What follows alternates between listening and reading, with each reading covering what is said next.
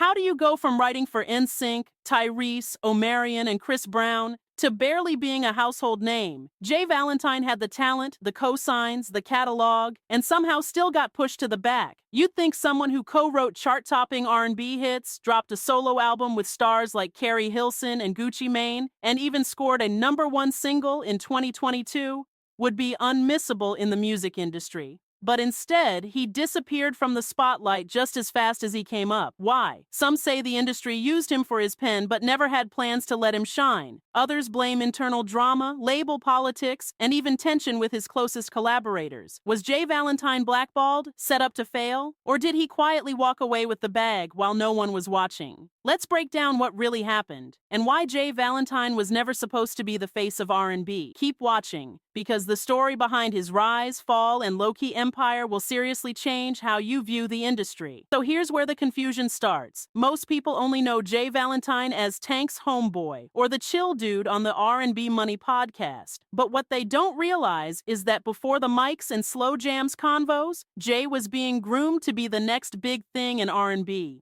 He wasn't just in the studio, he was the studio. Born in the Fillmore district of San Francisco, Jay came from a grinded-out hustle, performing with his brothers on Fisherman's Wharf and hooping in high school. But he had more than game, he had range. Early on, he started stacking writing credits like it was nothing. Tyrese's I Like Them Girls, Mario's How Could You, and even tracks for NSYNC's multi-platinum Celebrity album.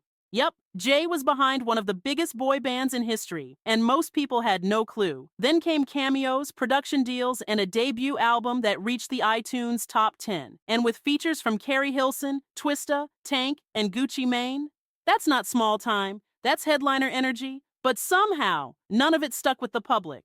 Why? Because while Jay was building his brand, the industry was already putting him in a box. Just a writer, just the feature guy, just the homeboy. And once the industry decides who you are, it's nearly impossible to change the narrative. But trust, he tried. And what happened next made it very clear. J Valentine was never meant to lead the spotlight. Here's the truth. Nobody wants to say out loud. J Valentine was never supposed to shine because the industry only wanted his pen, not his presence. Let's be real. He had all the right ingredients. The voice, the look, the talent, the connections. But every time he started gaining momentum as an artist, it was like someone hit the brakes. And no, it wasn't bad luck. It was by design. See, record labels love artists who fit neatly into a box. If you're not flashy enough, dramatic enough, or easy to mold into a marketable gimmick, they quietly shelf you. And Jay? He was the opposite of what the label system wanted to promote. He wasn't out here getting arrested, he wasn't beefing for headlines, and he wasn't chasing viral moments. He was just good at his job, writing, producing, performing, and for some reason, that wasn't enough. Even his own affiliations might have worked against him. Being so closely tied to Tank, who himself had to fight for industry respect, meant Jay got lumped in as the friend, not the main act. Labels saw him as the guy behind the guy. They'd rather keep him in the writing room while flashier artists cashed the checks and grabbed the spotlight. And the worst part? He played along, because loyalty meant something to him. But the more he played behind the scenes, the harder it was to step out front. What started as a strategic move, writing for others while building his own name, turned into a permanent backseat. And when his album The Testimony finally dropped in 2011 with big names and big features, it got no real push. No radio, no rollout, no label love. It was like they let it flop on purpose. But why would they do that?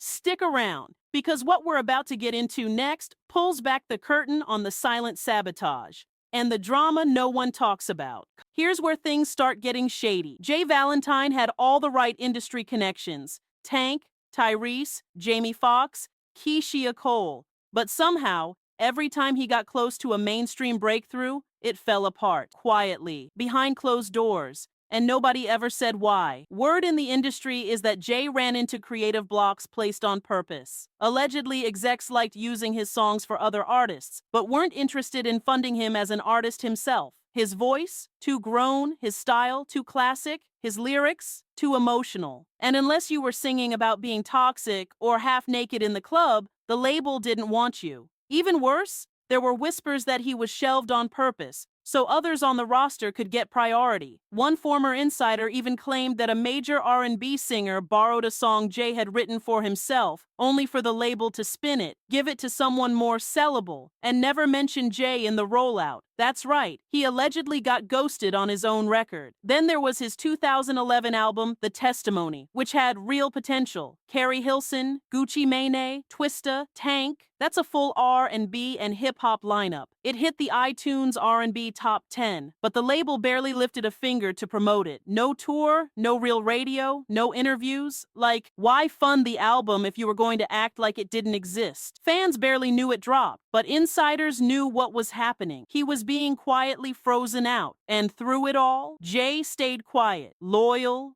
low-key, maybe too low-key. Because while he was playing the nice guy and keeping things cool behind the scenes, the industry was handing his shine to other people and calling it business. But what he did next flipped the script, because while they were counting him out, J Valentine made a power move nobody saw coming. Let's be clear, J Valentine might not have gotten the fame, but he absolutely got the money. While the industry played chess with his career, Jay flipped the whole board and became the plug behind the scenes. You know that saying, real bosses move in silence? Yeah, J Valentine practically trademarked it. He co-founded Song Dynasty, a powerhouse production company that became the secret sauce behind some of your favorite slow jams. Him, his brother Bobby Newt, his longtime friend Tex, and of course, Tank. Together they became a ghostwriting dream team. Their pen game was elite. We're talking about songs for Jamie Foxx, Ronald Isley, Keisha Cole, Tyrese, Omarion, and more. Oh, and don't forget they wrote Regret for LaToya Luckett. And yes, that's his voice all over posthumous Tupac albums like Still I Rise and Until the End of Time. And while everyone else was chasing clout and streaming numbers, Jay was collecting royalty checks, silently, consistently. He figured out the formula. If the spotlight wasn't gonna love him, he'd own the lights, the stage, and the mic feeds. He didn't need radio, he had publishing. He even recorded My Girl with Chris Brown for In My Zone 2, further proving that artists trusted his vibe even when labels didn't. So while people assumed J Valentine disappeared, he was actually in the cut, running the room that runs the room. And just when you thought he was only gonna stay behind the curtain forever, boom, he re-emerged in a brand new way. Here's where it gets messy. In a quiet, unspoken R&B politics kind of way, J Valentine and Tank have been tight for years, like real brotherhood, business partners, co-hosts, co-writers. But let's not act like being the right-hand man to someone with their own spotlight didn't come with some complications. Because while Tank was fighting for his own space in the industry, Jay was often standing right behind him, helping build the music, the brand, the message, but rarely getting equal credit. And that started raising questions. Why wasn't Jay ever pushed as a solo act by the same machine Tank was using? Why didn't we see joint albums, tours, or even more visible collaborations during Tank's prime years? Some fans started whispering, was Jay too loyal for his own good? Let's keep it a buck. There were moments where Jay should have stepped into the front seat, moments where his voice, his songs, and his vision were enough to stand on their own. But instead, he played the support constant. And while that loyalty runs deep, let's not forget that loyalty in the music business can sometimes look a lot like self-sacrifice. He helped Tank score a Billboard #1 R&B hit in 2022 with the song Slow. It was Jay's pen, his blueprint. But again, his name wasn't front and center. The public rarely even connected the dots, and that's been the pattern. J Valentine was always in the mix, but never the name on the marquee. So whether it was loyalty, label red tape, or simply being too comfortable behind the scenes, one thing's for sure. J Valentine had the stage, but he never fully took it. Up next, where is J Valentine in 2025? The low-key empire, the podcast takeover, and the real reason you should never count him out. So what's J Valentine really up to in 2025? Well, while half the internet is still wondering whatever happened to that dude, Jay's been thriving in a way that most artists dream of, but rarely achieve. He's not just surviving, he's running things. First off, let's talk about his podcast. R&B Money, co-hosted with Tank, is now one of the most influential platforms in R&B culture. It's not just two guys talking, it's a movement. The podcast brings legends, current stars, and new voices to the table, bridging generations in a way the industry hasn't done in decades. And Jay, he's not just there for vibes, he's driving the conversation, pulling stories out of guests that go viral almost weekly. From Usher to Jamie Foxx to new gen acts, you name it, they've pulled up to the R&B Money couch. Behind the scenes, he's still stacking publishing checks. His songwriting credits continue to grow, and Song Dynasty, the production company he helped build, is quietly licensing music to TV, film, and streaming projects. As for his net worth, he's reportedly sitting around $1.5 million, with most of that coming from royalties, back-end publishing deals, and brand partnerships linked to the podcast. That's not flashy rapper money, but it's consistent boss-level wealth.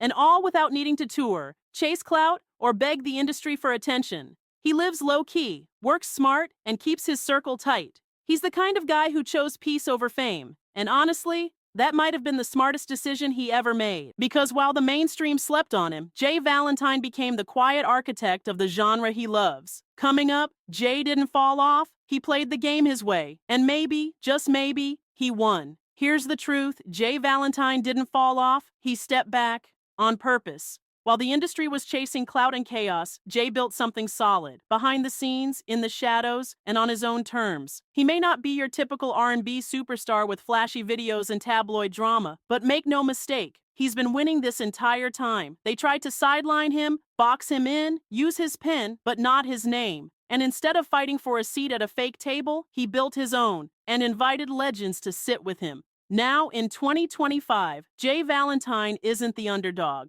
He's the blueprint, the songwriter, the producer, the podcast host, the quiet force behind some of your favorite records. And that's the part they'll never teach you in the music industry, how to win without being seen. So the next time someone asks, what happened to J Valentine? You tell them, he didn't disappear, he just leveled up, off camera.